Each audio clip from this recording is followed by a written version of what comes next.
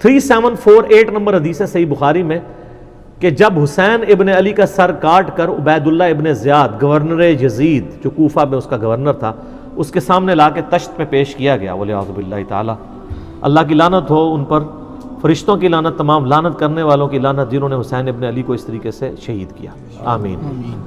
تو وہ چھڑی مار کے ان کے حسن کے بارے میں کوئی کلام کرنے لگا، یہ بخاری میں بھی ہے اور ترمذی میں بھی ہے۔ تو انس ابن مالک وہاں کھڑے ہوئے تھے تو وہ تڑپ اٹھے، تو انہوں نے کہا کہ نبی علیہ السلام کے سب سے زیادہ ہم شکل حسین ابن علی تھے، اور بخاری کے الفاظ ہیں 3748، اس وقت حسین علیہ السلام کی داڑھی اور سر میں وسمے سے رنگا گیا تھا، یعنی کالا خضاب لگا ہوا تھا۔ کالا خضاب لگا سکتے ہیں، اس پہ میرا کلپ بھی ریکارڈڈ موجود ہے، لیکن 70 80 90 سال کا بابا نہ لگائے، چھوٹی عمر تک 50 55 تک، اللہ سے ایک ٹاپک ہے۔ بہرحال اس میں بھی موجود ہے کہ وہ انس ابن مالک وہاں کھڑے تھے، اس کے سے لوگ سمجھتے ہیں شاید سنان بن انس ان کا بیٹا ہوگا، اور انس ابن مالک نے ساتھ ہو کے کام کرایا، ساتھ ہو کے کرایا ہوتا تو وہ عبید اللہ کو ڈانٹتے تو نا کہ تو کیا کر رہا ہے، چھڑی مار رہا ہے۔ باقی لڑ تو سکتے نہیں تھے۔ انس ابن مالک کی اس وقت عمر 100 پلس تھی، یا 100 پلس تو نہیں ہوگی، آلموسٹ آپ سمجھ لیں 60 پلس تھی، کیونکہ 93 ہجری میں فوت ہوئے ہیں، 110 سال کی عمر میں 70 کے ہوں گے آلموسٹ اس وقت۔ تو بیچارے دل میں ہی اس کو برائی کو برا سمجھ سکتے تھے، جتنا وہ کر سکتے تھے وہ کر دیا، ادروائز وہ مروا دیتے تھے۔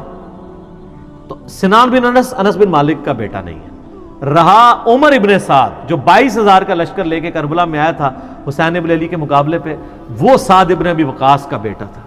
اور آپ دیکھیں عجیب بدقسمتی اس شخص کی کہ سعد ابن ابی وقاص نے ہی وہ پرشین امپائر گرائی ہوئی ہے، عراق، ایران، یہ کوفہ، یہ سارا حضرت سعد نے فتح کیا ہوا ہے، عشرہ مبشرہ میں سے ہیں۔ اور مولا علی کا قول ہے بخاری اور مسلم دونوں میں کہ میں نے اپنے کانوں سے صرف ایک شخص کے بارے میں رسول اللہ سے سنا ہے کہ میرے ماں باپ اس پہ قربان، اور وہ سعد ابن ابی وقاص ہے۔ ان کا نام ہے سعد ابن مالک، ابی وقاص ان کے باپ مالک کی کنیت تھی، یہ دونوں نام ایک ہی صحابی کے، سعد ابن ابی وقاص۔ مولا علی جن کے بارے میں کہہ رہے ہیں کہ ان پہ نبی علیہ السلام نے اپنے ماں باپ جمع کیے ہوئے ہیں، اور نبی علیہ السلام کے رشتے میں معمول لگتے تھے۔ 10 جنتی خوش نصیب صحابہ میں سے، اور بدری اصحاب میں سب سے آخر میں یہ فوت ہوئے ہیں حضرت معاویہ رضی اللہ تعالیٰ کے دور میں 56 ہجری میں۔ ان کے بعد کوئی بدری صحابی دنیا میں نہیں رہا تھا، بدری صحابی ایک بہت بڑا ٹائٹل تھا، یہ سب سے آخر میں فوت ہوئے۔ پوری زندگی حضرت معاویہ سے ان کا اختلاف رہا تھا اس مسئلے میں جو حضرت علی کے ساتھ ان کے معاملات تھے، سب و شتم والے، یہ بندہ ہمیشہ ڈٹا رہتا تھا۔ میرے پچھلے دنوں کلپ بھی آیا نا اس حوالے سے، کیا صحابہ کو گالی دینے والا کافر ہو جاتا ہے، اس میں نے ان کے حوالے سے حدیثیں صحیح مسلم سے بیان کی ہیں۔ ان کا بیٹا تھا عمر ابن سعد، جس کو رے کی حکمرانی کی لالچ دی تھی۔ رے پورا ایریا تھا، ایران، عراق، افغانستان، یہ پورے ایریا کو رے کہا جاتا تھا اس زمانے میں۔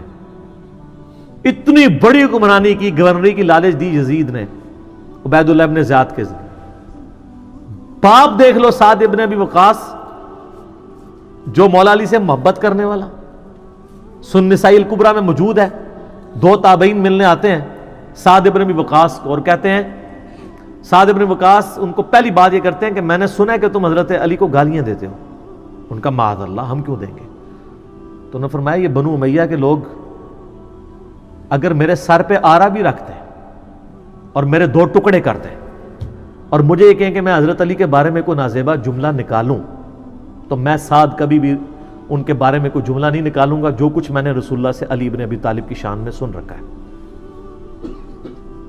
صحیح مسلم میں حدیث موجود ہے نا، حضرت معاویہ نے ان کو کہا ہمارا معاویہ نے حکم دیا، تو اس میں الفاظ انہوں نے انکار کر دیا۔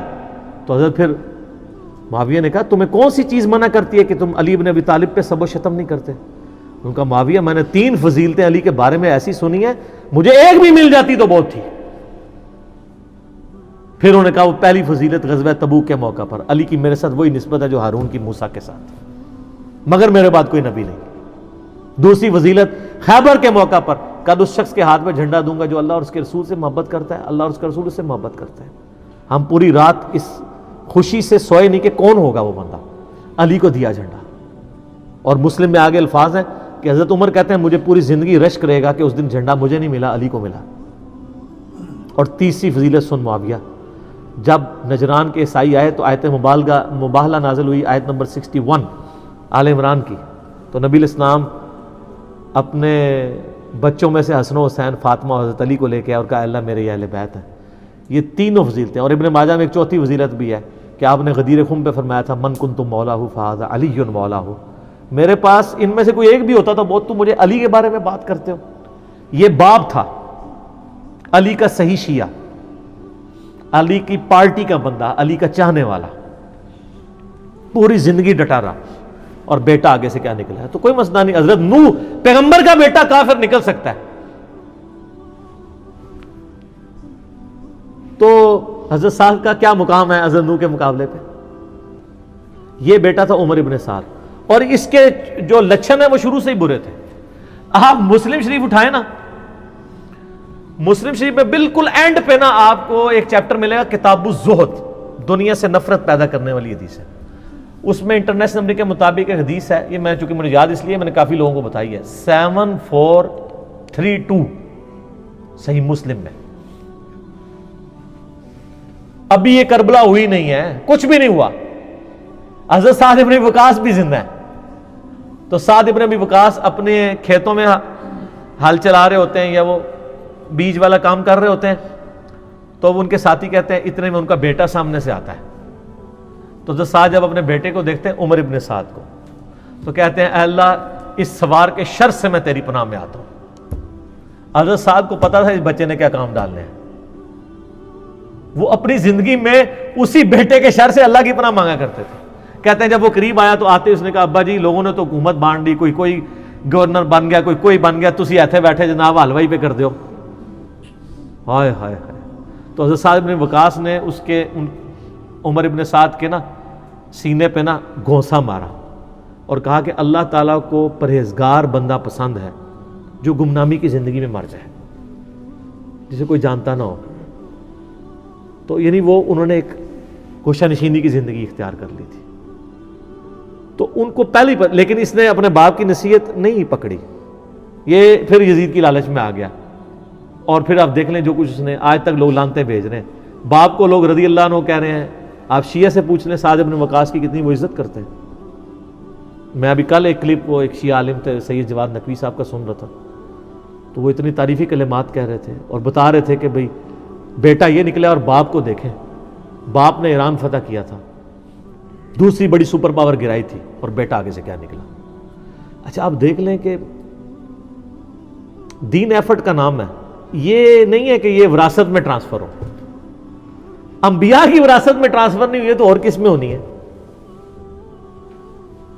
تو اس لیے ہم قطعاً نہیں کرتے، اور اہل سنت کے ہاں کوئی بھی نہیں ہے. مفتی منیب صاحب نے اگلے دنوں ایک مس ہینڈل کیا تھا معاملہ، تو پھر بعد میں پورا پرچہ پڑھ کے سنایا انہوں نے. اس پرچے میں تو آلموسٹ انہوں نے یزید کو کافر ہی کہہ دیا ہے، اور پہلے کہہ رہے تھے کہ جی وہ یہ پتہ نہیں کیا، مطلب یہ لوگ ان کے مفادات ہوتے ہیں اپنے. بہرحال جب ان کے سر پہ پڑتی ہے پھر یہ صحیح بات کہتے ہیں، جب سر پہ نہیں پڑتی پھر اور باتیں کرتے ہیں فیم حاصل کرنے کے لیے، الٹا بدنامی ہوتی ہے. ٹھیک ہو گئی جی.